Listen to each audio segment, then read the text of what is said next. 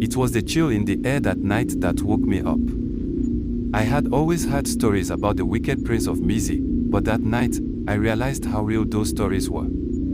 I lived in a small village near the dense forest of Mbizi, where the prince's reputation was a mix of fear and respect.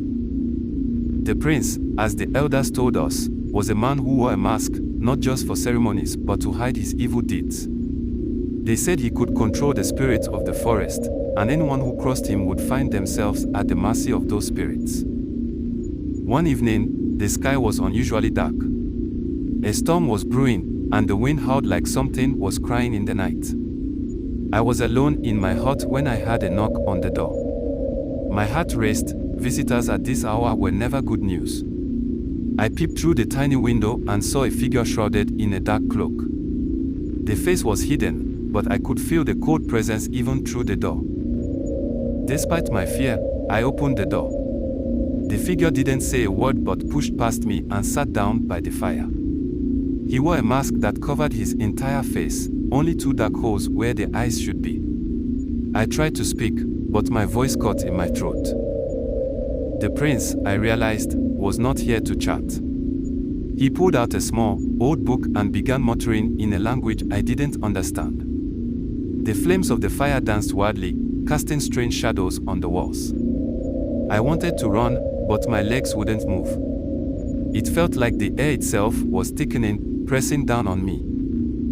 Suddenly, the door swung open with a deafening bang. In came a cold wind that seemed to whisper threats. The prince's eyes glowed from behind the mask, and he pointed towards me.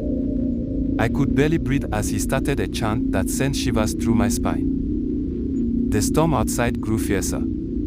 I watched, paralyzed, as the wind whipped around us, and the shadows on the walls seemed to move on their own. I heard screams from the forest, and the ground trembled. It was like the spirits he controlled were angry, and they were coming for me. Then, just as suddenly as it began, everything stopped. The prince closed the book and stood up. He looked at me through the mask and said in a voice colder than the storm outside, "Do not speak of this night. If you do, you will see what the spirits do to those who betray their master." He left as quietly as he came, disappearing into the darkness. I was left alone, the fire burning low, and the storm slowly fading away.